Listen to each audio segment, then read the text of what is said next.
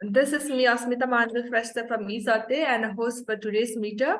And I'd like to welcome you all and thank you for participating in our today's meetup 38, which is themed as blockchain in banking industry. And this meetup 38 is organized by Isate, an initiative by Rumson Associates and Blockchain Foundation Nepal with support from our partners, Digital Notice and Prime IT Club. And we are equally grateful for the funding provided by the Ecosystem Support Program and Ethereum Foundation Initiative. And if you have been following Isate, you'll already know about us. However, for those who are new with us today, I just want to introduce Isate shortly. And Isate is a blockchain company in Nepal that specializes in developing blockchain-based products, as well as consulting about blockchain technology through various blockchain sessions, technical series, and as well as blockchain meetups like this one. And not only this, we organize blockchain fellowship program, and we are organizing from last few years where interested individuals who want to learn more about the blockchain and who want to pursue their career in blockchain are involved, and as well as we get started about the fundamentals of blockchain from our industry expert. Meanwhile, Blockchain Foundation Nepal is not-for-profit community that aims to create a blockchain ecosystem by supporting blockchain enthusiasts as well as blockchain innovations in Nepal. Likewise, our another supportive partner ecosystem support program is a branch of the Ethereum Foundation focused on supporting projects and entities with a greater Ethereum community throughout the world in order to provide the success and growth of the ecosystem. Similarly, our next partner, Digital Notice Media Lab, is a premier media agency offering a hub of top-notch media services for blockchain technology-related platforms in India. And lastly, Prime IT Club is a student IT club dedicated to empower IT knowledge in students. Now, shifting our focus in today's meetup titled Blockchain in Banking Industry, our main goal is to explore the transformative impact of blockchain technology, especially in the banking industry, allowing the audience to discover how it simplifies the cross-border payments and reshapes the banking landscape. So Isate has centered the theme of Blockchain Meetup 38 around this premises and around this concept. And this approach especially aims to highlight the initiation of these ideas and gather precise insights from industry's expert. We have separated an hour and 15 minutes for our whole meetup. And after having the speakers' insights on this topic, our event will be followed by a Q&A session where if our audience have any questions, then you can just type it in the chat box below, and after the session we'll discuss on it. And likewise, to the end of the event, we'll engage and we'll discuss to address all the questions.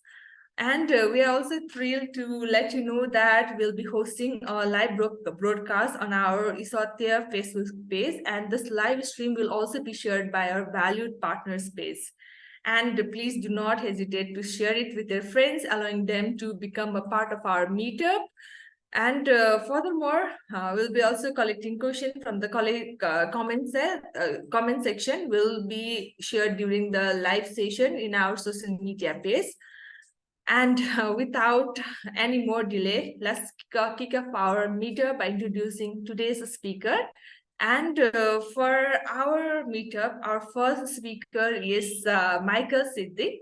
And Michael Siddi is a banker with experience of more than 20 years now. He is the head of transaction banking department in Standard Chartered Bank, Nepal. And prior to this role, he was working with the Qatar-based Bahrain Bank in Doha. Currently, he is responsible for management, development, governance, and sales of cash management and trade finance products, which includes digital assets too. And as a part of this role, he's leading the bank's blockchain and digital currency strategy. So I just want to open this floor for Michael Z. The floor is yours. Thank you. Thank you, Osmita. I'm audible, right? Yes. Okay, let me share my screen.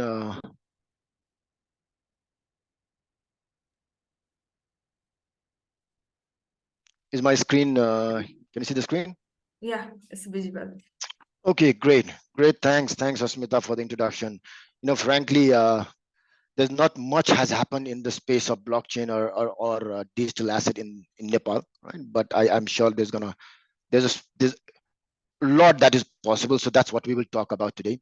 Good afternoon, everyone. Thanks for all coming here. Happy to share some of my knowledge that I've gained over the last few years on blockchain and what we are doing in this space. Okay. To begin with, I'd like to thank Isatya and Rumshan, right, for the opportunity they've given me to talk about this, some of my experience. I know Isatya Rumshan is doing some wonderful stuff in this space and doing some innovative concepts here. But I think there's a lot that can be done, and that's what we will talk about today. Okay, so let me start with a few disclaimers to begin with. Whatever I'm going to share today is my personal opinion. These are nothing to do with the organization I'm working for. One, right? Second is I'd like to share that this is whatever I'm going to share today is not a financial advice. Or any sort of investment advice. If you want to do investment, anything, that is something you'll have to do a research on your own. Third thing, whatever we are discussing today is relevant to Nepal only, right? There are a lot of blockchain use cases that's happened around the world, but not much has happened in Nepal. So it's really relevant to Nepal only.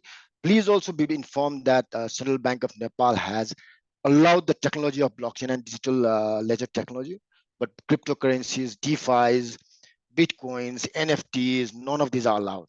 Right? But you cannot talk about blockchain without talking about these products, right? So we will talk about them also. The another thing I want to share is I'm not a technologist, right? I'm not a programmer. I only understand the use cases. I understand how the use cases can be used for solving clients' problems, right? How blockchain is going to reshape our future, how blockchain is going to change some of the banking products. That's something I can talk about. But how the engine is gets fixed, how the engine gets made is something beyond me. That's really probably for the you guys, right? Who are the technology guys. And finally, one thing I would like to share is one ground rule. Feel free to drop questions as we discuss, right? In between, I'll probably check the questions, and if makes whenever I have time, I'll take the questions. Okay, so let's start. Let me change the slide.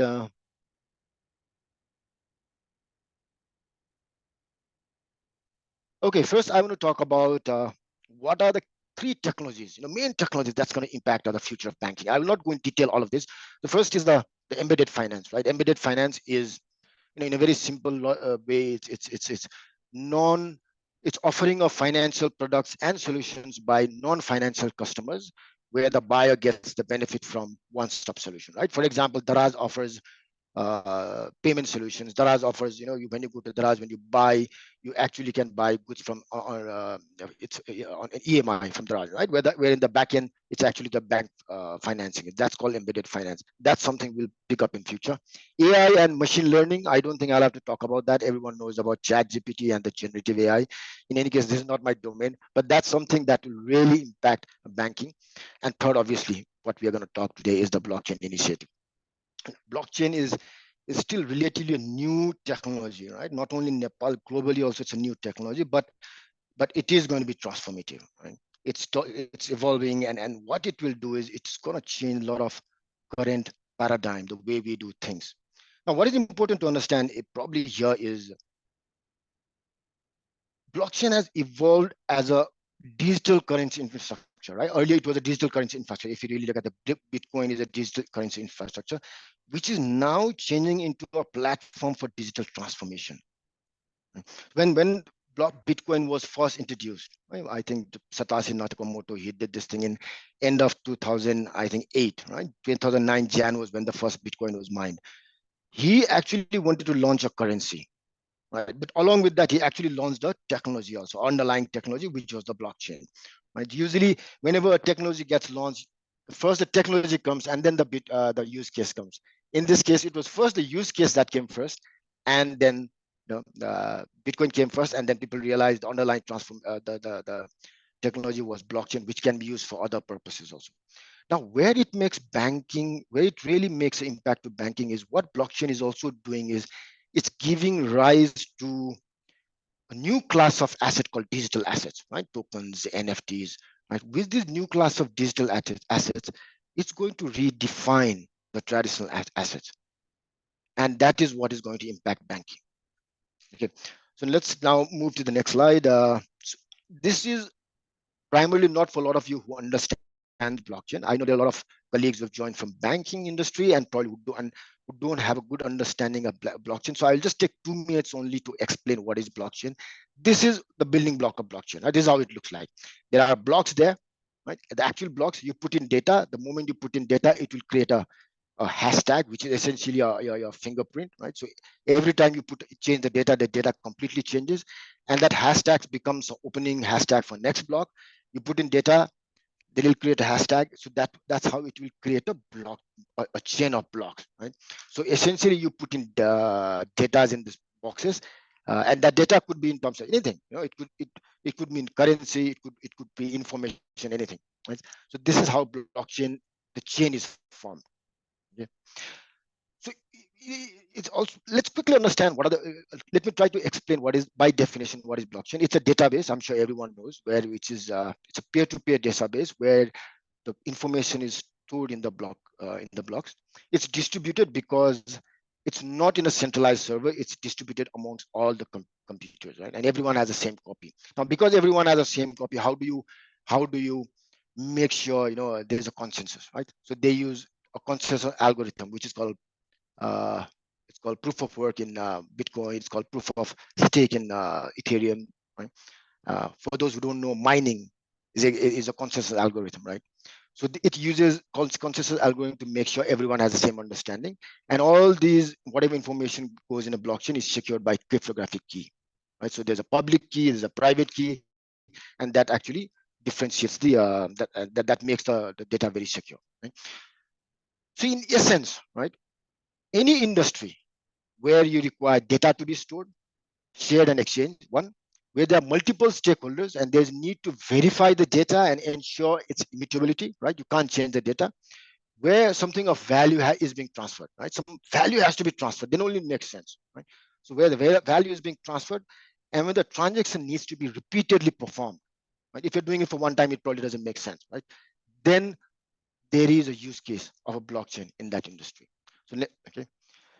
Now, another important piece that we need to understand is the regulatory landscape, right? This is a very important piece because in the world of blockchain, in cryptoverse world, right, the regulatory landscape is changing very fast. It's evolving. There are a lot of developments happening, right? As of today, it's quite in a the technology itself is in quite an infant stage. Right? I'm sure a lot of you must be knowing about the collapse of FTX, right? Sam Bankman-Fried. Now, because of FTX collapse, right, there's a lot of questions that are being raised, or there could be more scrutiny on the development on the regulatory landscape. There will be changes, and I think there has to be a regulation. And because of what has happened to FTX, I think it's good. I think it's good because it will now have more. There will be more regulations around it. But from Nepal's perspective, there's no regulation. Okay, the only regulation is distributed ledger technology. Blockchain is allowed as a technology. Bitcoin, cryptocurrencies, DeFi's, NFTs, digital assets, none of this is allowed. So central bank has issued regulation from time to time saying, these are what is allowed, what is not allowed. Um, and being in the land of this land, we have to comply with the rules and regulations of the country. But we also should understand that Bitcoin and cryptocurrencies are novel inventions, right? So new inventions, and they do not neatly fit into the traditional financially regulatory framework. More for many reasons, right? Bitcoin, the technology has a very short history. It has a very unprecedented sort of a structure, and it's very technical for the regulators to understand. And in the past, blockchain has been used. The Bitcoin has been used for very illicit activities, right? Uh, the case of a Ross Ulbricht, right? The Silk Road, and apparently there was recently a news that the Hamas terrorists were funded by the cryptocurrency. So because of these reasons, regulators are not too keen with this product. But having said that, right, things are evolving. Even UK recently published a final proposal for a crypto and a stablecoin regulation, which is now expected to be enacted in 2024. Right? This was when Rishi Sunak was finance minister. He had proposed it. Right? So once that is done, the blockchain cryptocurrency will also come under the purview of Financial Control Authority (FCA) of UK. That is important for me, particularly for us, particularly in SCB, because SCB is also regulated by FCA. Okay, so regulatory landscape is changing, and it is, of course, it is very important for us to abide by the rules of the country, but it's also important that the blockchain community, like the likes of Rumsan and the other blockchain community of Nepal, should continue the engagement with the central bank on informing the regulatory framework in this space, because it's a very technical, it's a very complicated process, so everyone will not understand. Right? So now let's talk about the use cases. Right now, first let me give a bit of a background. Use cases and what is possible in Bitcoin in the blockchain space is evolving. Okay, a lot of cases, a lot of use cases are being discussed all over the world. They range from proof of concept to production ready. Some are on the trial, some are actually launched, some have actually failed. Recently, Reddit. I'm sure you must have a lot of you must be knowing Reddit, right? Reddit had launched a token which actually failed. I think they shut it down. Right? So some have failed also. So in this world of crypto assets, we are just scratching the surface of what is possible. Right? It's evolving. There are a lot of possibilities in this space. People are still experimenting, and I know for sure that Rumsum Technologies is also, I'm sure, discussing a lot of possible use cases with different stakeholders. Okay. Now, as I said earlier, Bitcoin was the first use case. We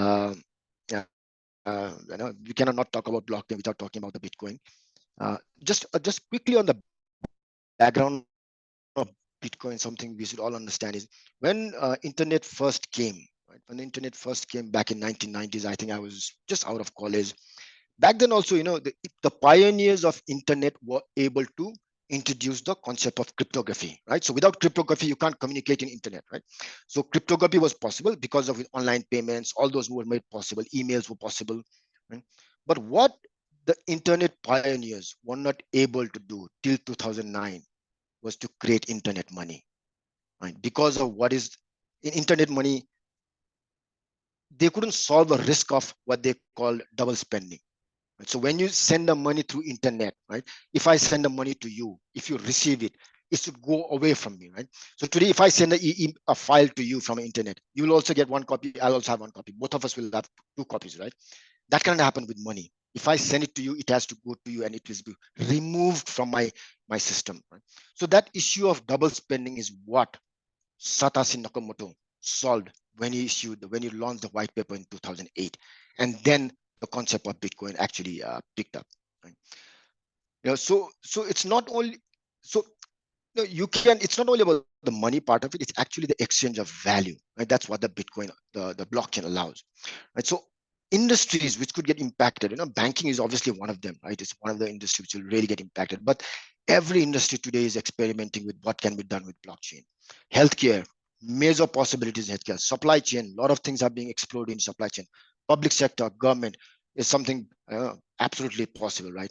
And cybersecurity. These are the 5 industries that I've listed out here, but there are a lot of other sectors where there are use cases of blockchain. Okay, now let's talk about use cases in banking. Asmita, just one request. Whenever I reach 20 minutes, please let me know, okay, so that I know Sure. when to wrap up. Okay. Okay, sure. Okay, these are some of the use cases I've shown, right? Some of these I'll talk in detail, some of them I will not, right? Interbank transaction, we'll talk about it. Cross-border remittance, we'll talk about it, and why it is important for our economy like ours. CBDC, central bank digital currency, is being experimented, is being talked about. Probably this could be one of the first use case in our country. Trade finance would probably be one of the first use cases in the banking industry. This is being socialized with the regulator at this point of time. Others are probably really, possible use cases. Loan syndication, absolutely possible. I'll give you an example. Loan syndication. Today, what happens is whenever there's a loan syndication, right, all the banks come together, right? So there are 10 banks come together. There's a lead bank. And what does the lead bank do? He collects all the information from the different banks. He collects the principal, makes the payment, right? Distributes the interest. And all of them today is doing manually. right? So the lead bank, what a lead bank actually does is collect the lump sum interest and does the calculation, spread all the interest, right? Gets the document, shares the document. If the client gives any communication, the lead bank actually shares the communication with all the consortium members, right? Currently, all done manually, very inefficient way of doing it. If there's a blockchain, a permission blockchain, maybe possibly a permission private blockchain, and all these banks become the node of the blockchain, you could actually, the client could put a documents there, everyone will get it, right? Using the same flow, using the smart contract, the lead bank can actually distribute the money also. But obviously, at the end, you will need the digital currency to be enabled, right? But until the digital currency happens, so all these possibilities will not happen. Okay? Smart contract is a very interesting product. This product has a potential to replace a banking product called escrow account. Right? In a typical escrow account, what happens is two parties come together, and when there's a buy sell, right? When there's a buy sell, so who's going to pay first, right? First is the buyer going to pay first, or the seller and a seller going to transfer the title deed first? Large sale of large asset. That issue of trust is always there. So what does a bank do? Is bank comes as a third party trustee and gives this comfort to both the buyer and a seller. Imagine a situation where you can do everything in the smart contract and the code does everything, right? The transfer, title, payments, right? And the settlement risk is mitigated, and then there's no need to trust the third party. So that's the benefit of smart contract. So others I will not talk about. Let's go to the next slide, and then I'll talk about details in some of these products.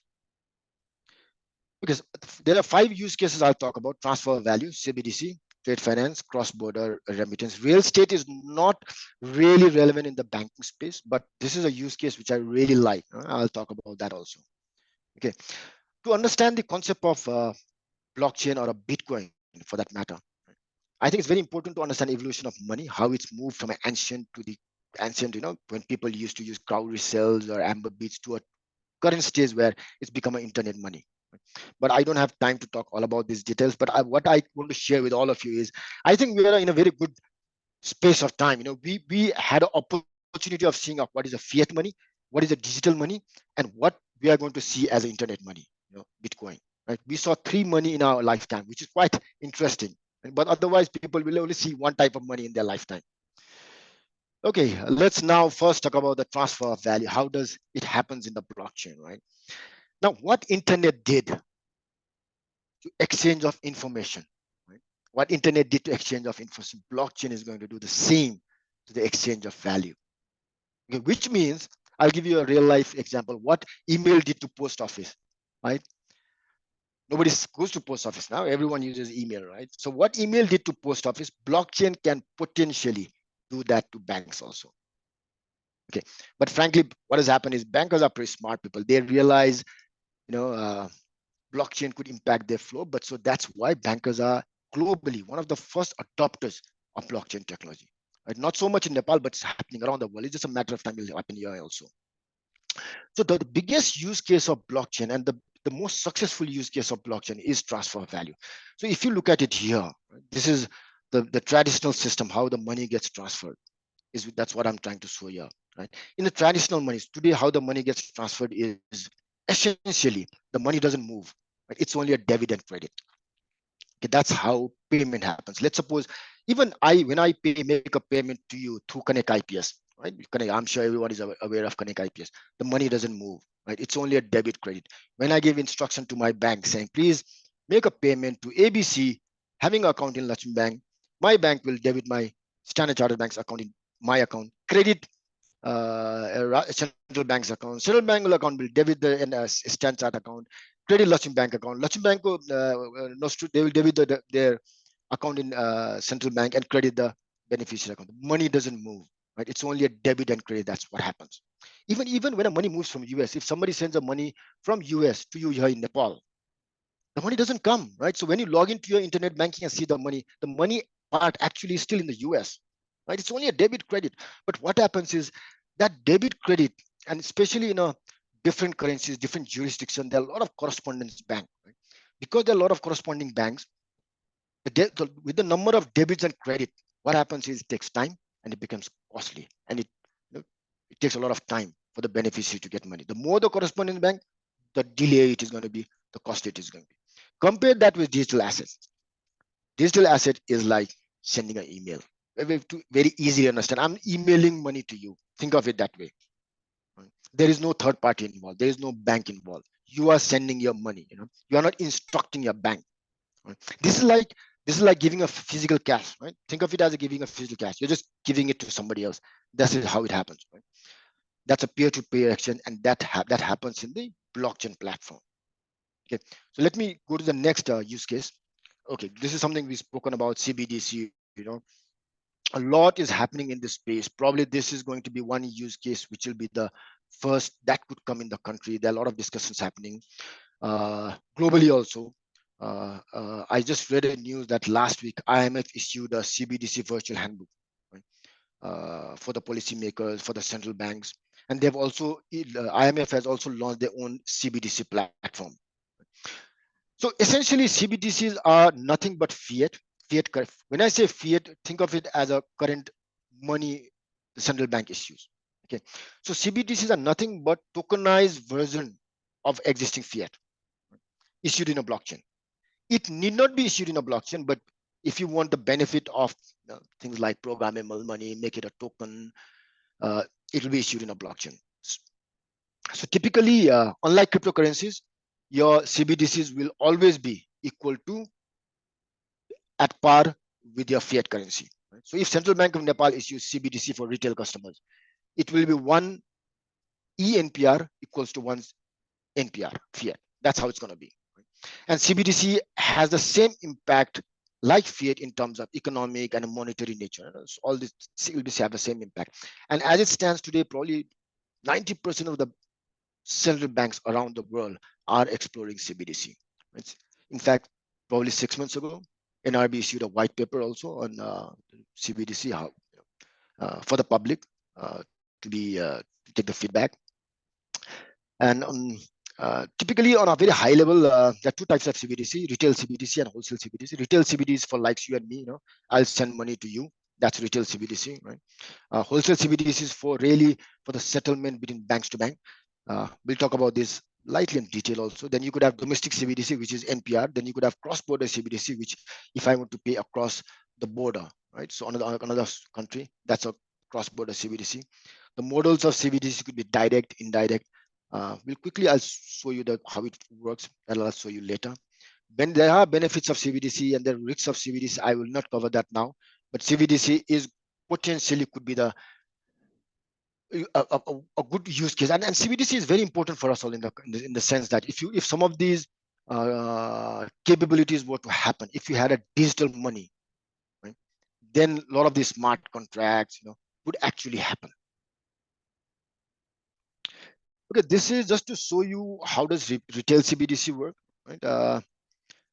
Against a fiat. Fiat, as I said earlier, there's a debit credit. If you look at this diagram, when it comes to CBDC, it's actually you are emailing money from one wallet to another wallet. Right? There's no debit and credit; it actually moves. Right? And retail CBDC is for likes of you and me. Right? It will probably not look very different from a user perspective, right? Today you are also using a digital account, right? Digital wallets, eSewas, and you must be using Connect IPS to send payments. Retail CBDC also works in the same way. You, as a user, you will not know, but at the back end, on a fiat currency, there's always a debit and credit. In a CBDC, it's actually a token that moves from one wallet to another. Okay, so this is how retail CBDC works. A very possible use case. When a central bank issued the first white paper, the thought process was really that they'll do the retail CBDC because retail CBDC has a direct impact on financing inclusions. It will have impact on reducing the risk of cash transactions, right? So those benefits are directly comes out of retail CBDC, right? So just trying to show how digital CBDC and fiat money works, right? Yeah. One where there's a account-to-account transfer, there's a direct P2P transfer. I've already spoken about this. This is how the model of CBDC could look like. It could be single tier, two tier. I will not go into a lot of these details. Let me go to the next slide. Okay, this next is quite important. Right? So when NRB first came up, central bank came up with the idea of issued the white paper, they were really thinking of the retail CBDC. But there's another, and wholesale CBDC may not be really required for a country like Nepal because it's really a bank-to-bank settlement. Right? It's not necessary, right? We already have platforms like RTGS where payments can be done across the bank. Uh, but recently, what has happened is there is a Bank for International Settlement has rolled out a CBDC platform called Embrace, which is for the purpose of trade settlements. So today there are 4 banks who have participated: China, Thailand, Hong Kong, and UAE have participated. They can actually do trade settlement through Embridge. But this is really again at a POC stage. This is going live in 2024. As I said earlier, a lot of these use cases are still in infancy stage. So this is going live in 2024. And this is done by Bank of International Settlement. So once this goes live and becomes probably successful, I'm sure other banks will start following, right? Because a lot of other banks like Central Bank of Nepal, other banks have been observer to this, and then people are looking at it. So next possible case could be wholesale CBDC, but again, it doesn't directly impact individual users like us. It's only for the cross-border trade settlement only. Okay, so this is wholesale CBDC. I will not cover this. I just wanted to show you how the flow is. Let me go to the next slide. Okay, this is another important piece where probably this could be the first case as far as the commercial banks are concerned. Okay, this is trade. Right now, for a lot of you who understands trade, right? When you open an LC, right, this is how the current process is, right? So you are an importer, you will open an LC, you'll go to the issuing bank will issue a LC to the advising bank in turn will send it to the exporter, right? So exporter, whether he'll receive when he receives when he's advised with the LC, the importer really doesn't know, right?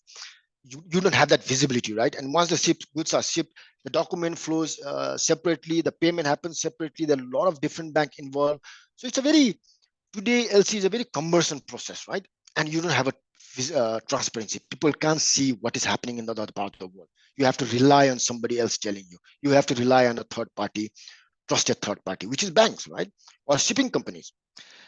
But how is it going to look like in the world of blockchain? So this is how it look like. Think of in a very simplistic way, think of this as a Google Doc. Okay, so everyone logs into a permissioned platform, right? Right from the beginning of a time when the buyer and sellers agrees on the terms of trade, right? So everything is recorded there. Whenever LC is issued, you issue in a blockchain platform, right? So the moment LC is issued, both beneficiary, applicant knows LC has been issued, right? And nobody can deny it. It's immutable. Right? And then once the exporter ships the good, right, he makes a good ready. Then once the documents are ready, he'll put it in the blockchain platform, which is electronically signed, and that also becomes immutable. Right? So then buyer can't say, "I've not." Buyer can't say, "I've not received the document," right? Because everything is visible. Right? So entire this flow happens in a single platform, gives visibility, right? Makes process transparent, and if you have a CBDC, then right, I'm completing this with the CBDC also at transaction number 8. If you have CBDC, then the payment happens through CBDC, right? The entire end-to-end happens in a blockchain platform. It'll be seamless. It will be transparent. It'll make the trade much more efficient. Right? I've only shown banks and buyer and seller in this platform. You could actually have shipping company here. You can actually have customs also here. Right? Today, when you do the imports, all these custom pieces are done manually. Right? So this is how it look like. On the left is how the current trade processes are, right? Inefficient, multiple touch points. There's no immediate. People can say, I've not received, right? They can say, you'll have to trust, right? So everyone is talking to everyone. Right? That's how the current trade process happens. In blockchain, everyone is the same platform. It gives transparency. It gives single touch point. And once you put things in the blockchain, it can be changed. Right? This could be probably the first use case because minus the payment part, payment could still be the way it is. But in terms of document, this could be probably the first use case. We've already put up a case with the central bank. And let's see, this could be the first one. Cross-border remittance, I think I'm running out of time, so I will not take long. This is how the traditional payment system happens. I've already spoken about it, right? So let's suppose what happens, somebody from the US wants to send the money.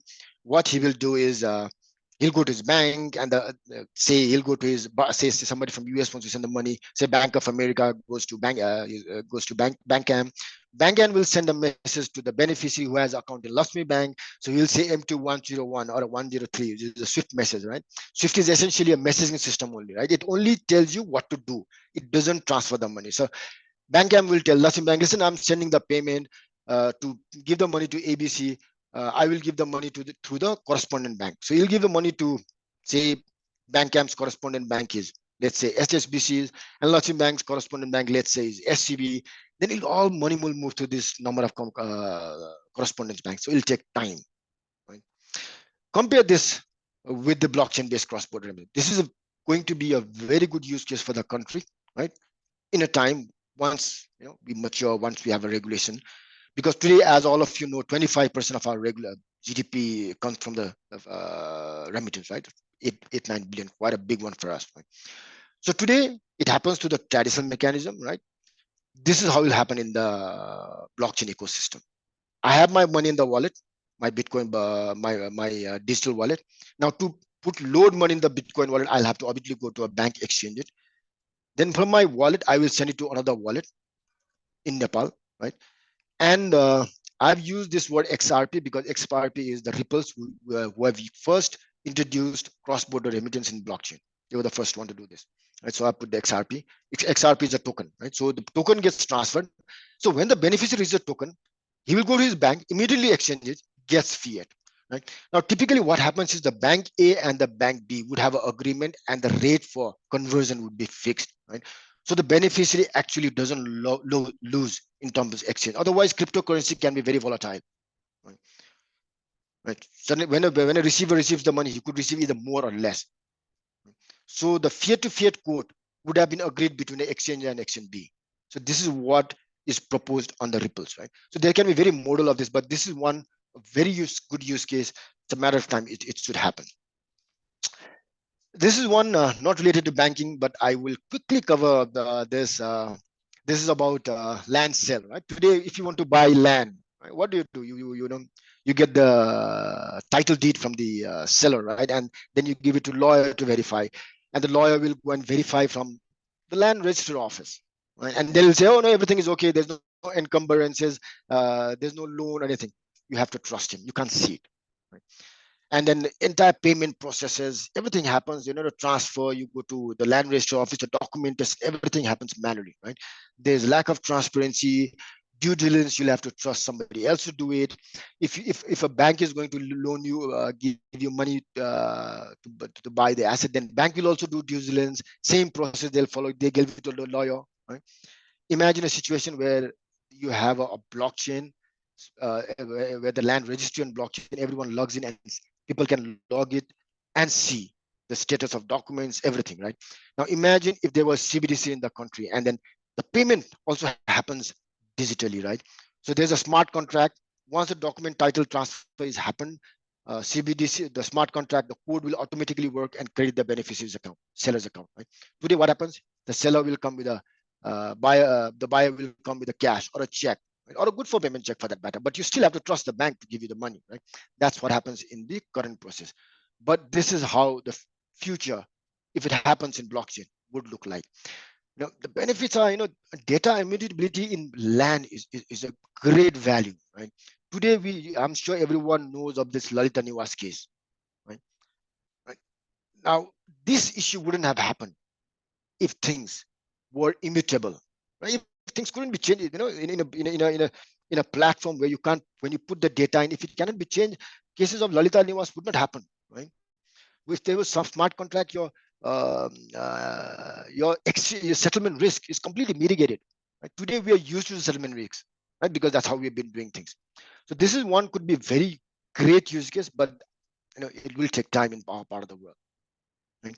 So these are some just examples I want to share with you. I'm almost coming at the end, right? So just some developments that I want to show you around. A lot of experimenting happening. This partnership between Deutsche Bank and Standard Chartered is still a POC. Just wanted to show you this. HSBC becomes the first bank in the world to offer tokenized gold, right? So this is the tokenization of the real world assets, right? Which is you can buy gold, but you will get token in return, right? So which is a own part of your ownership on the goal that HSBC has kept. So this is one great use case. The one in the bottom is CBDC, which is being piloted by Aussie University. Okay, the one here I wanted to show you was on the right is a case of, this was a newspaper. It came in the news of Kathmandu Post, where it said, Ferrari is willing to accept cryptocurrency as a mode of payment. Why not, right? So what Ferrari does is, whenever there's an agreement with the buyer, it immediately fixes a rate with the exchange, right? So when you are paid in crypto, you immediately exchange and get fiat, right? So by doing that, you are mitigating your exchange risk, and you're allowing cryptocurrency to pay, right? Why wouldn't you do that? In fact, you'll increase your customer base, right? So thought process is, can that also happen in the remittance? What's the harm, right? Somebody sends in cryptocurrency, but the receiver actually receives a fiat at a fixed exchange rate. So these are some of the use cases that we can actually think about it, we can explore about, right? Future is, there's a lot that is possible, and it's a very CBDC blockchain is a very nascent stage, and there's a lot to be done. A lot can be done in this space. With that, I think I've taken almost 40 minutes, right? Over to you, Asmita, or we'll do Q&A later, right? Yeah. Thank you, Michael G, for sharing your insights on the topic. Since we have a very limited time, we'll do the Q&A later on. And I hope everyone had a chance to learn and find it really insightful. With that, let's welcome our next speaker for our meetup, Mr. Santosh Srivastava. Mr. Srivastava is an experienced financial compliance professional with 8+ years in AML KYC program development for major banks. He is also a co-founder of blockchain-based company Rumsan and a proven speaker in the blockchain community with a passion for innovation and a unique blend of technical expertise and leadership skills. With that, I just want to open the floor for Santosh Ji. Santosh Ji, the floor is yours. Thank you. Hello everyone, I'm Santos.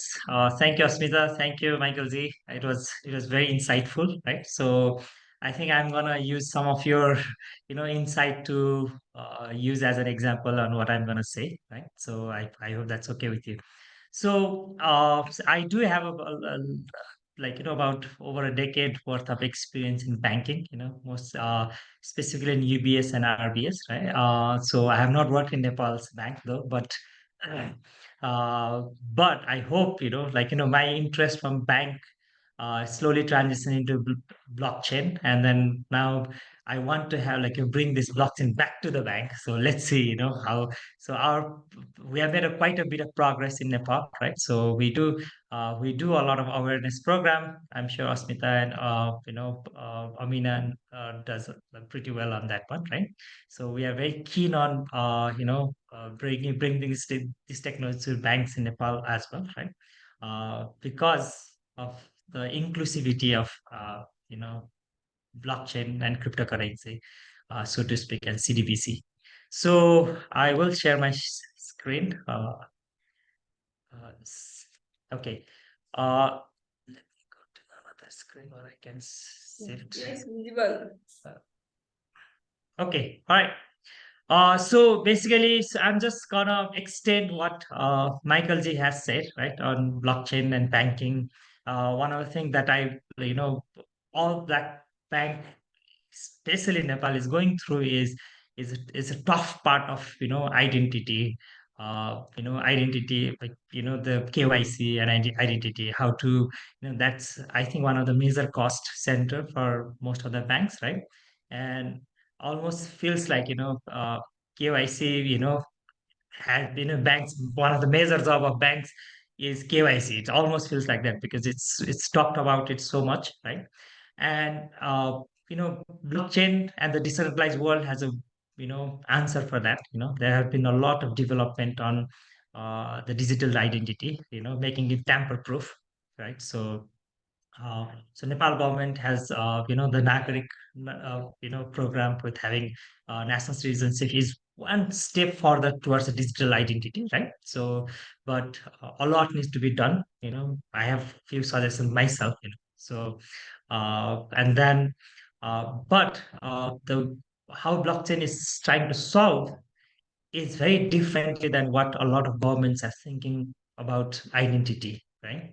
Uh, like, we all know that government and banks are the most centralized institutions, that exist nowadays, right?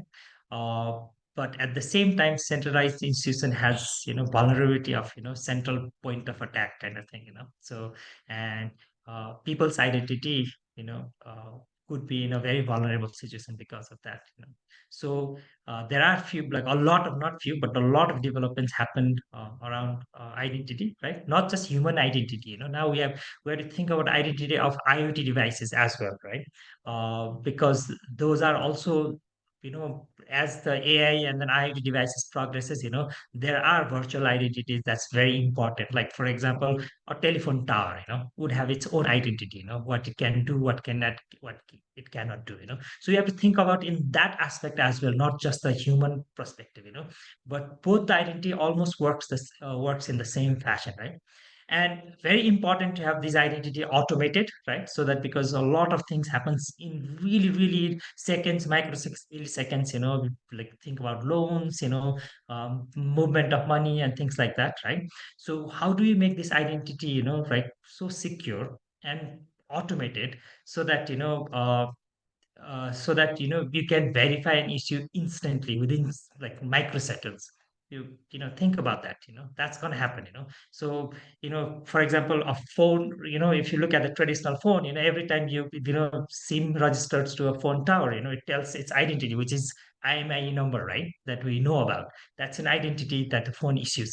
It's the same thing. Every time human makes a transaction, there might be a way to uh, you know automate that identity, like, and there's a concept about, that's something you might want to look up yourself. It's a very good topic, is decentralized identity and verifiable credentials, right?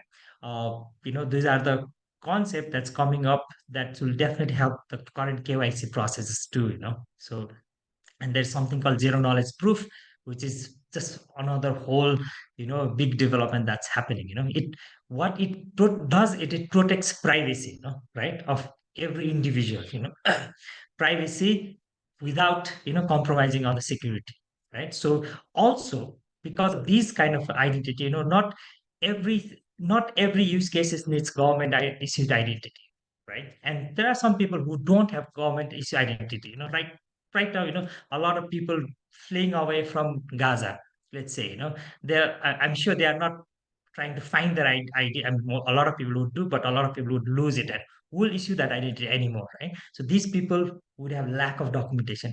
The seasonal migration in Nepal, right? There are, like, a lot of people from India comes for seasonal, and a lot of Nepalese go to India to work, right? The seasonal, they do not have identity, not always, for local identities. So what can we do about it? So that's so, but the financial service needs to be access to them too. If there's a flood, right, that comes, it does not ask, do you have an ID before it flooding your house, right? They need help, right? So do we look for their government issued identity at that time? That's something we need to think about, right? So, but human is human in any aspect. So in that sense, is there another way, to create identity, where government cannot issue the identity, right? The service still needs to be there. The emergency service still needs to be given to those people. So even especially the migrants, the migrants from wars, migrants from, climate change, all different kinds of things. That's something we might definitely need to focus on. So, but KYC's, the idea is the KYC's process should not be a burden for the banks or the consumers. But it looks like right now it's a big burden for both the parties, and none of them are happy, right? Bank calling a person 5 times to come to the banks to verify their ID every year, or bank doing that to the person. It's not fun for both the parties, right? So there could be a better way, right? And then decentralized blockchain solutions is very important in that aspect. So let me quickly talk about, with the interest of time, the tokenized loans. I'm touching base on few like specific examples, right? Not everything, because there's a lot of things that blockchain can do in a banking world, right? So nowadays there's the concept of tokenized loans. In a sense, is there's flash loans, instant loans. You take loans for 1 second, and you make money in arbitrage, right? So in current loan process, I mean, it's almost impossible to do that in Nepal, right? If you think about it, right, to take the loans take, days, weeks, right? So, but if there's arbitrage opportunity, for like 2 milliseconds or 2 seconds, it always happens in Wall Street, right? In for FX market, it always happens, right?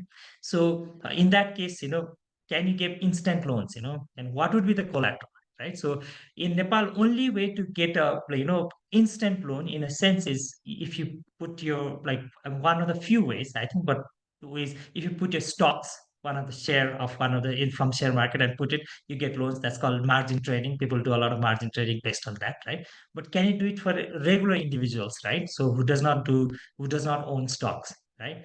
Let's say like I tokenized collateralized token is so NFT is a fancy word, so we always offset NFT with images, pictures, trying to make quick buck and things like that. But NFT has real use cases, So, for housing, for house, right?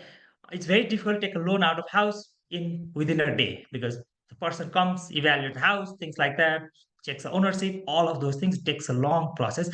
But what if we tokenize house? Like HSP is tokenizing gold. What if we tokenize house, right? And create an NFT out of it. And then if the NFT keeps trading, right, very easily, very liquidly, right? If keeps trading, then we actually know the current market rate at any given point. Only reason we don't know the current market value of the house right now is it's not easy to trade, right? So if it was easy to trade, at least in a tokenized format, the paperwork in there's already NFT in a house and it's called paperwork lal purza, right? That's a NFT actually in a paper form, right? So if you digitize it, if you can trade it, you can find the house's value pretty within a day or within seconds if possible. They did it for mortgage backed securities, right? They did it, they securitized all the mortgage loans in US, and that is a problem too in a sense, right? But if if you know a home value pretty fairly quickly, you can get loans very quick, right? That's what collateralized loans is. So that assets Bitcoin, now you can get like loans within seconds if you put your Bitcoin as a collateral because it has very very very liquid, right? And then the loan process could be very very automated. Now the smart contracts can issue loans, right, whenever it's necessary, right? You can put a collateral, it will automatically give you the currency of your choice, like CBDC for instance, right? So think about the loans in that format, and then most importantly is nobody gives like 100 rupee loans, but there are few people which might need 100 rupee as a loan, right? Right now, we can even 1,000 rupees loan. It's very difficult to give the bank. It's very difficult because the you know back work is all checking and everything is very expensive. It is more than 1,000. So bank being a for-profit organization, it can't give a loan more than it spends verifying the loans, right? So now, if somebody wants 1,000 rupees loans, right? Is there a way to automate it, give because there are a lot of people in Nepal who just need 1,000 rupees for a day or two. Think about it. So those microloans, what can solve it? If there is automation, if there is something that does not cost money to verify and things like that with automatic ID or collateral, like instead, like a liquid collateral, that trades instantly like stocks, right? Then a lot of people might have this access to loans, and with blockchain and tokens, right? You can very easily securitize loans, meaning if there's a big property and you can divide into like 1,000 pieces and sell in small pieces, more palatable size, right? Why not do it? Right now it's very expensive, yet people do it. That's called mortgage-backed securities, right? They do it, right, in US, and I don't know about Nepal, but in Western countries they do it, right? And they package loans and resell it, right? Uh, but it's very opaque process right now, right? And that's 2008 crisis was because of that opaqueness. Blockchain will bring transparency into that whole thing, right? Hopefully avoid another 2008 again, right? So this is one of the example is very complex slide, but this is one example of how what DeFi is and what decentralized exchange is, right? DeFi is decentralized finance and decentralized exchange. Remember, all banks and exchange right now is very, very, very centralized, right? So, but a lot of this work can be done by computers. You don't need humans anymore, right? So, for example, central bank once they issue, CBDC, you know, the need of bank would be lesser for central bank, commercial banks, because they can directly give money to people when they need it. Right now, the process is very complex. That's why some commercial banks plays that role, right? And then you can use the smart contract to provide. You can put your CBDC or whatever to receive interest. That's happening already around the world, right? And no person, no company is involved. Even the government can't shut down some of this, like almost all of the decentralized finance, right? Because it's just there. People put money or put something, they get something in return, right? At the same time, the DeFi will give automatically hand out loans based on the collateral posted, right? So wallet 3 is another example for that, right? And you can change in a decentralized format. There's there are two tokens or NFTs or whatever it is. You can change it with different currencies. This all can happen just by computer code. No humans is necessary to do in this use case, right? Everything can happen automatically. Only humans are needed are the person who owns the wallet here in this case, right? uh, so so I intentionally put some logos of different companies, but I intentionally did not put the traditional bank because they have not adopted to it. But nowadays we hear a lot about like in Nepal's case, phone pay, right? We have like Apple Pay, and we only think them as oh, there's a mobile money payment. They are not banks or things like that. But things are starting to change. Apple Pays, you can store money in Apple Pay, right? And receive 4.5 interest rate, right? Wise, similar thing, right? Coinbase, you can do that. Nexo, you can put crypto and get loans in Nexo. It's very simple, right? Fidelity is trying to do the same thing, right? And Google Pay, it's a household name nowadays in a lot of the countries, including non-Western countries, right?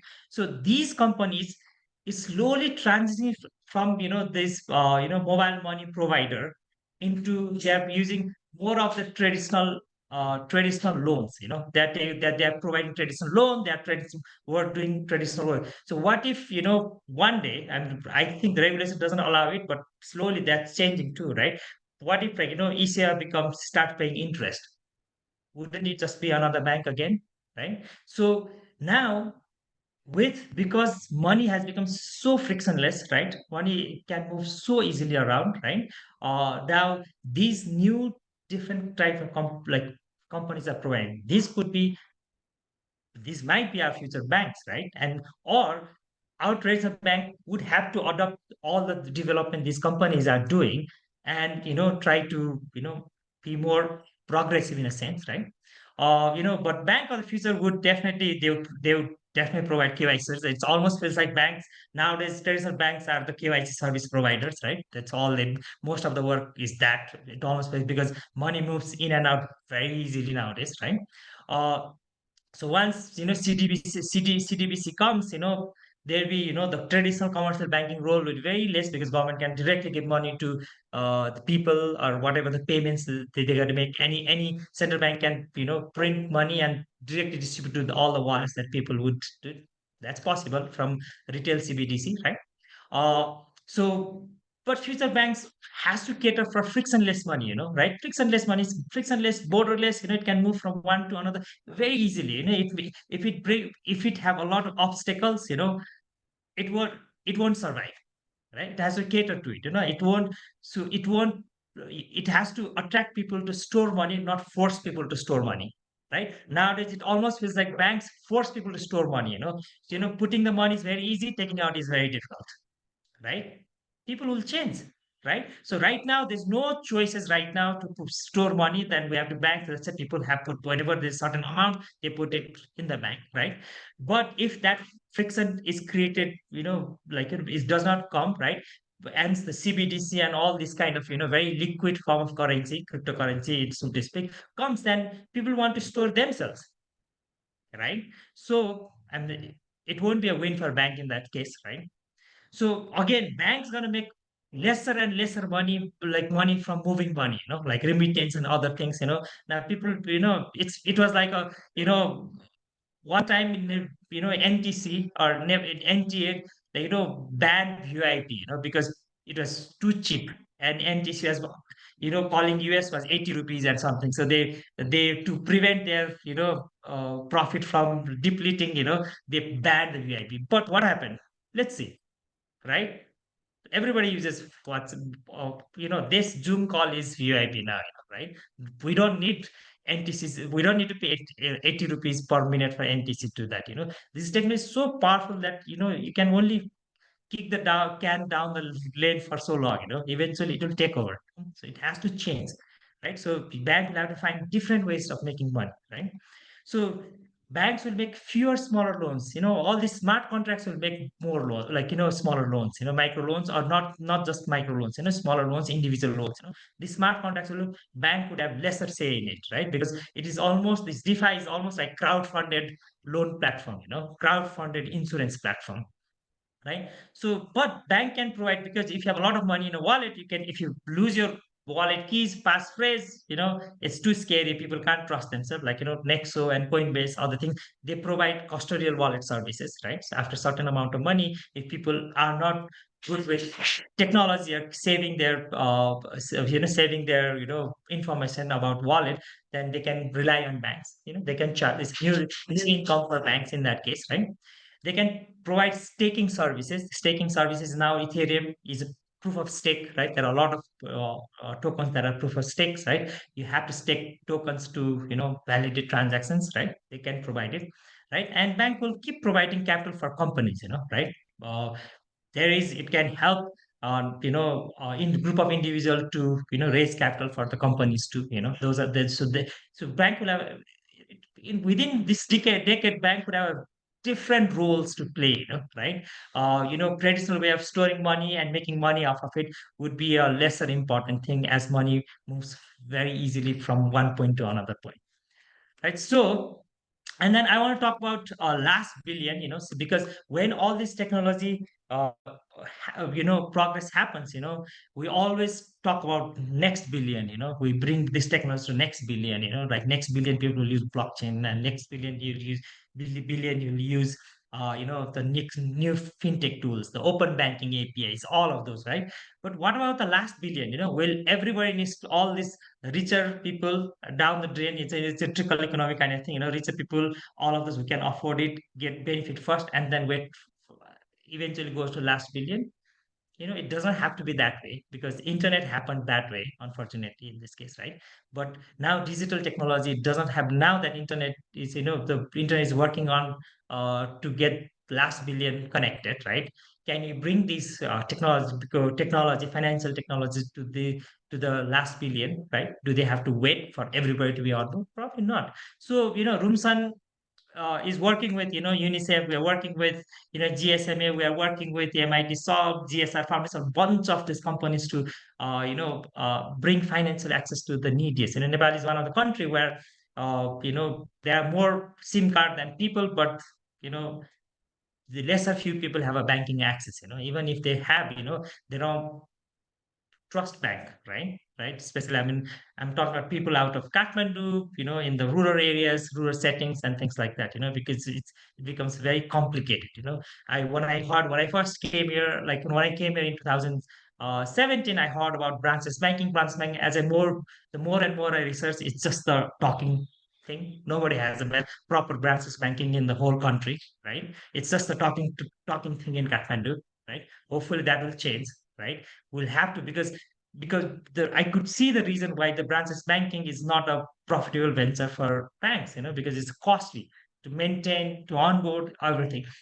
If if we adopt blockchain as a technology for this, it won't be that costly, right? Of course, the first infrastructure, along with the government, we have to work with, along with government development agencies and others, right? But running and maintaining won't be that expensive anymore, because we have seen with a lot of phone pay e-seva, this is getting adopted as the technology becomes more and more user friendly. So Rahat basically tr- aims to serve the last billion in three parts, right? First of all, provide the immediate financial access, right? So by through digital CBA programs or anticipatory actions, right? So that we try to people who are a lot of people who go through seasonal poverty, we go through climate change, problems like food floods and things like that. They would not. They don't care about what bank is. They don't care about what food, what loans and all of this. All they need is gas or food right now. People in Jazarkot right now, they don't care about all this fancy technology. All they need is money and food and shelter. So Rahat aims to provide that in a very frictionless format, right? So once people's financial access, immediate financial issues are hopefully resolved, we want to take them another thing like financial resilience program, like micro insurance, micro loans, maybe interest bearing savings, right? They all happen through phone. There's no need to have a branch for that. So that's something. And another part we want to talk about is financial literacy, right? All these new developments are happening, right? How to come out of the poverty cycle, how to build wealth. These are the things that Rahat would want to work on, right? So I think I have about 3 minutes, right? I just want to spend like 1 minute on talking about the open money, So now what happens? Money becomes open, So in Nepal case, what happened? Country became open for its information. Remember that when kings were here, right? Information was not a open commodity, It was very restricted commodity, right? For their own benefit, right? And then, the country's progress was literally going in the pace of what few people decided, right? But after the kingdom was over, right? So then the information become open, internet came, progress has been very, very, very amazing, no time before that, right? Before 2007, 8, right? Uh, the information was that one in Nepal, right? But once it is open, there's now we can't think of going back to a closed society, where information comes in a very filtered format, right? So basically, if that happens, now one thing Nepal has not experimented is open money, right? From the king's time, we always think about capital control, capital control, capital control, right? And then there's no evaluation on an aspect of we have never experienced a non-controlled capital, right? It's just a question. We have never done it. We there's a hypothesis that if there's all cap, if you open up the capital to the it's when the money will flow away. There will be no money in Nepal. It's just a hypothesis. We have never experimented with it, right? So, but I can pose the question that because of the capital control, are you restricting from other new money to coming into the country to, new investment coming in, right? Right, because a lot of countries we like the size of our economic size of our, they have an open money policy. Money moves in and out very openly, right? So that's something we can, so blockchain, because blockchain will, it could be, we don't know yet, right? But it will, blockchain would open up this thing. It's not expensive to move money anymore, right? Even without blockchain, right? So now with blockchain, it will be even more cheaper, right? So as we open up the money to the greater world, like slowly the country is opening up, especially on the business. You keep, the FDI, other aspect, they're opening up, right? But what we have restricted, I feel personally, is what we have restricted is all these new technologies that's happened around money, right? That's happening in the world, right? But Nepal has not tasted it, right? So we might have to take our, we dip our feet in the water and slowly and open the money, right? Not put money in the jail, right? As it comes in, very like can't move with it. So we don't know. I think if I were, this, I would have a very controlled experiment, to open up the money and see if you can bring in, more money inside the country. That's what it is, because we might not be able to export a lot of physical goods right now. Last couple of years we have been exporting a lot of virtual goods. That's our skills. And there are a lot of, last year $455 billion entered Nepal through IT companies and through IT services. It's not a little bit of about money. So but if the money becomes open, do you think we can go tenfold on that one? I don't know. Nobody knows, right? But because we don't know because we have never tried it. So I hope one day we can try that out. Like the VIP, like the telecom open, the VIP, the information is open. Hopefully, money will be free of its chains, right?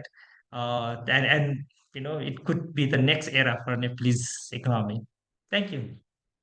Thank you, Sandustai. Thank you for your valuable insights. And going to the questions, I would like to request all our attendees, if you have any question, you can unmute and ask the question.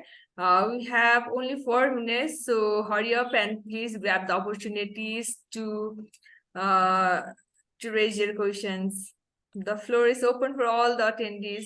You can please unmute and ask the question if you have any.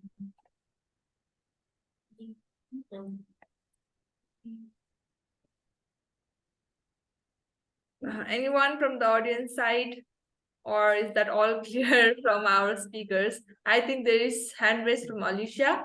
So Alicia, you can unmute and ask the question. I wanted to know that isn't it this very like threat to the like whole world? Just in my point of view, when I researched and I found that this is like going to like destroy all of the US currency, which is like ruling like the world. So I think isn't it a threat to like whole world? I don't know. I'll take that, right? So remember, there was world before US dollars too. It was just 100 years ago, right? The world was progressing just fine, right? And then US dollar came, it progressed even more, right? So just because US dollar might not be the reigning currency, right? So doesn't mean it's the end of the world, right? Think of it. So like every technologist, right? There is always there's a good and the evil, right? So the thing is our job is to have a more good use cases so that there will always be evil, like AI, everybody's scared of AI too, right? So but there's our job as a society is to use it for a better purpose, right? Blockchain, our job as cryptocurrency, our purpose is use it for a better purpose. But think about it, one of the like because I feel really, really, really bad for Nepal. Last 2 years is so Nepal has not done anything to raise inflation or decrease inflation. Nepal was just chugging along fine. It was doing exactly what we were doing 5 years ago, right? But suddenly everything is expensive because US had inflation. So since US had inflation, they start curbing things like that. They start printing money. Sometimes they are trying to decrease the money supply, right? And then because whole world depends on US dollar, is it impacts countries like Nepal too, right? Remember 2 years ago, 1.5 years ago, Nepal had dollar depleted. The government was literally begging for dollars, right? So and there is a lot of capital controls, and it's almost feels like one country's currency should not define another country, especially the poorer nations whole economy in such a crazy fashion, that I kind of don't agree, right? So basically a lot of countries like India, Malaysia is trying to get out of dollar, dollar hegemony, right? So but it has to be, of course, that there has to be multiple currency that should you can't depend on one superpower and their currency, even though I love like the US economy and how it works, right? But still the problem is you know US should only focus on US in a sense economic wise, the right, not Nepal, and they do that, and then Nepal gets impacted in that sense, right? So but if there's a neutral currency or a basket full of currency that comes along that has equal power, right, so that we don't have to depend on one currency, it might be better. I feel like it might be better, right? So but it, even like for of course the richer nation, the powerful nation will define what is going to be the reserve currency kind of thing, right?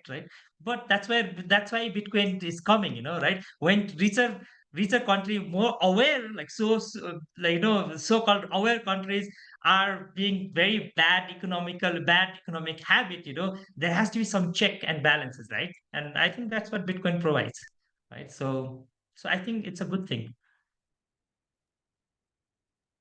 Thank you, sir. No. Thank you for your question, Alisha ji. And Michael ji, do you have any questions? Or I have one more questions to the Santosh ji. KYC is a great use case for banking. If it were to happen, would you suggest it to be a public blockchain or a private blockchain? Just want to get the views from you. It should be mixed, right? Most important is it should be mixed between. There is always way to. You don't have to go through one way or the other. You can always have a mix between public and private chains, right? Like it's private chain is also called more, permission blockchain, right?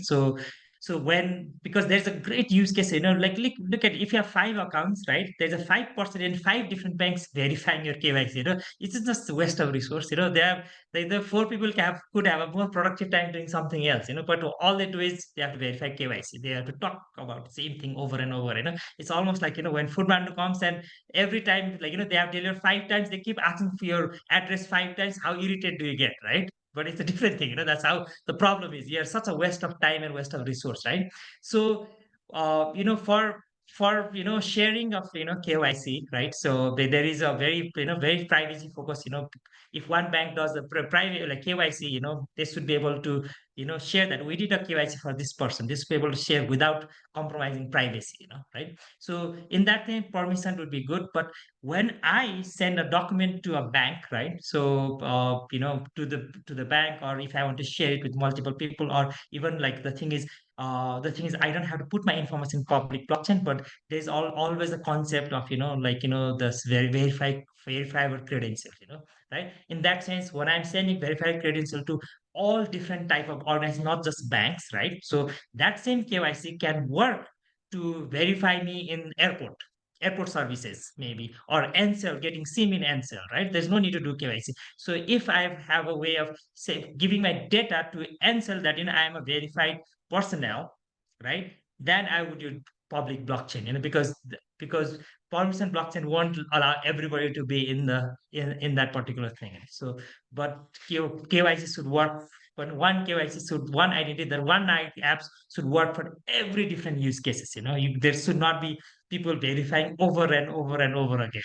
But the technology is there where you can share KYC without revealing a lot of information and things like that. But it just needs to get adopted now. Thank you for your Okay. answer. Okay. Can I ask one question? Yeah, sure. Yeah. Yeah. That's as analog to our printed money that is controlled by like NRB or some authority, that this amount of money need to be printed so that it controls inflation and something. So how is that done in this digital currency? So that's my question. Pradeep, I sort of lost question in between, but because of the connectivity. Can you repeat the question again? Okay. In like NRB is controlling the printed money, right? Because when there is inflation and other things, like this amount of money to be printed for the circulation in the country.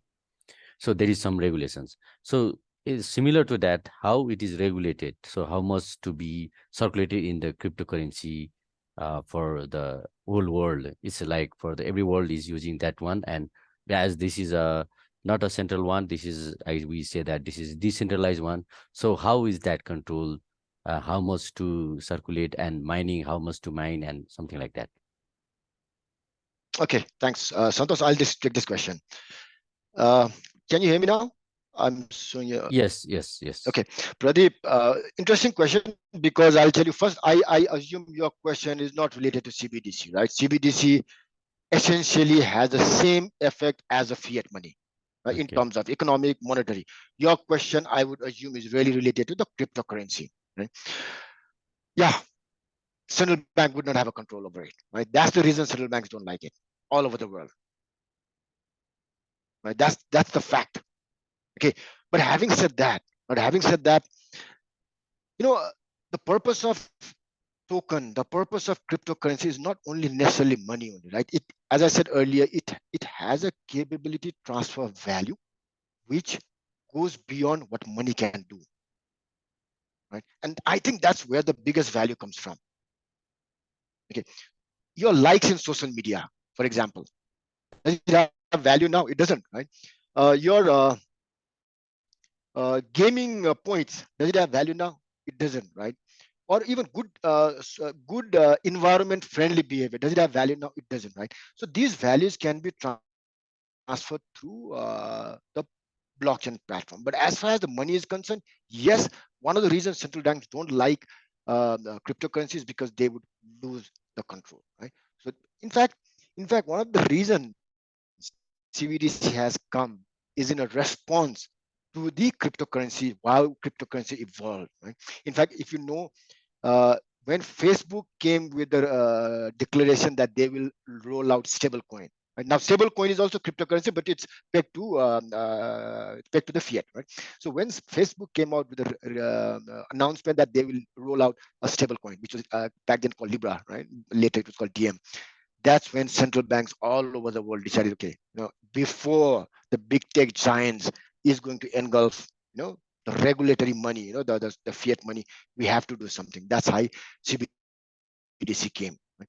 But as far as the cryptocurrency is concerned, central bank will not have a control over it. That's my answer. Santosh, you want to add anything? I think that's good. So. So, but actually, when it comes to CBDC, it's just the central bank's fiat, again, the fiscal policy, monetary fiscal policy controls it, like exact how it controls in the fiat, right? There's no difference. It's just that how the cash is represented, how the cash is created. So, in a case of minting is just kind of bank, like central bank always minted the current currency. They're just putting numbers in the Excel file, right? So that's what minting for central bank would be, So there's another question. He can't. He doesn't. His mic doesn't work. In case of Ferrari, who does the job exchanging the crypto to money? Because yeah, Alexi. Okay, typically, What how it would exactly? happen, right? How it would happen is when if I'm a buyer and I go to Ferrari and I say, listen, I want to buy a Ferrari, but I'll pay you crypto. Right? So what Ferrari would do it, Ferrari would have an agreement with the exchange house or a bank, right? So the time he will pay him crypto, there will be agreement. There will be a quote that will be fixed, crypto to fiat. Right? The fiat rate will be agreed. Buyer will pay crypto. Ferrari's account will be credited in the fiat. Right? Ferrari will not a problem at all. Right? Exchange will do that. Right? You can do that real time, and and in fact your cross-border remittance will also ride on the same flow.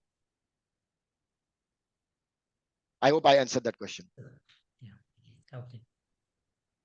Thank you, Michael. So another question here, I think I'll answer is like, so I'm not familiar with NFT, but like you said, we tokenize image to NFT, and the house, what happens to the data, like, the house area, valuation, road width, except with NFT, how are you gonna pass the loan only with seeing picture of the house, which is very interesting. But yes, so basically what happens is right now, right? So Lal Purza, right? Actually it's a paper-based NFT if you think about it. You when you get a house, all the information about the house is in Lal Purza, right? So now what I'm saying, when you create NFTs, you put those information in a digital format, right? So what NFT actually is very important to understand is NFT is something that you can own. If you own it, nobody else can own it. That's a different thing. If you have a picture of a cat, right? Somebody can own it because you make a copy of it, right? So how do you know which one is the original? Because only the original one can be owned, right? So if you think about it, so everything else is just duplicate, fake, whatever you want to call it, right? So like like Michael ji said, how Bitcoin solved the double spend problem. So basically, what NFT is basically it's also it solves the duplication problem and tries to ties back who is the original owner. There can be only one, right? Only one asset. There can be only one house, right? That I'm sitting here. There can't be duplicate of it physically. So that's what NFT is trying to imitate, right? So now what happens is, like, for example, so now all this information you put together and create a digital asset. Now you can own it in your digital wallet, right? So now when you're selling that asset, all you have is, of course, somebody, since a physical property, somebody needs to get verified and things like that, right? So but a lot of times what happens in Nepal is much more manual, in a sense, is it's very difficult to imagine, right? But in Western countries, like especially the commercial real estate, it's everything is verified all the time, right? So that data keeps getting updated all the time, right? So that means any changes that happens, government needs to get, so everything is digitized, right? So now if you own an NFT of a commercial property in US, right, you know that any new changes, you can always look at it, and then the value of NFT of that represents that house or that building goes up and down based on the years, based on the context, so you can trade it like that. So basically, of course, it's a digital thing, somebody, there has to be a human process that like a contractual process that we have, that okay, this digital asset is represents the physical asset, right? And then this physical asset is, there's a due process of updating all of it.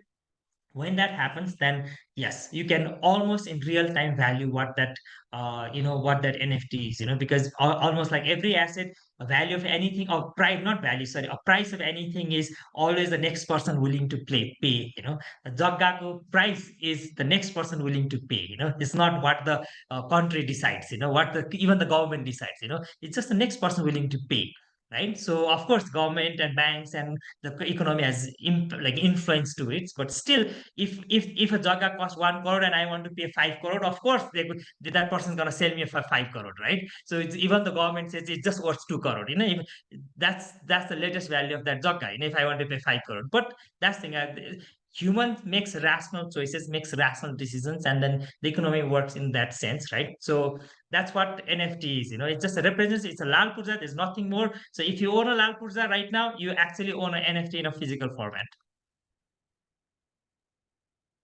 Thank you so much for your answer and as well as for the questions. Now we are at the end of the meetup, and because of the limited time, we have actually exceeded the time. Extremely apology for the time. I hope you all got the answer from both of our speakers, and I hope you all enjoyed this meetup as we got a chance to learn more about this banking, blockchain on banking from our speakers today. And finally, our whole team would like to thank our both speaker for spending so much time with us and also sharing their wisdom. Once again, thank you for your valuable time in your meetup. And we are also equally grateful to all the attendees who are joining us in this event and supporting our effort to drive change in the blockchain revolution. I really hope to see you all in our next meetup too with a new and exciting thing. For that, please stay connected with us through our social media platforms, which will be mentioned below in the chat box. And to stay updated about our upcoming events or meetups, please remember us to like and follow Isatya on social media.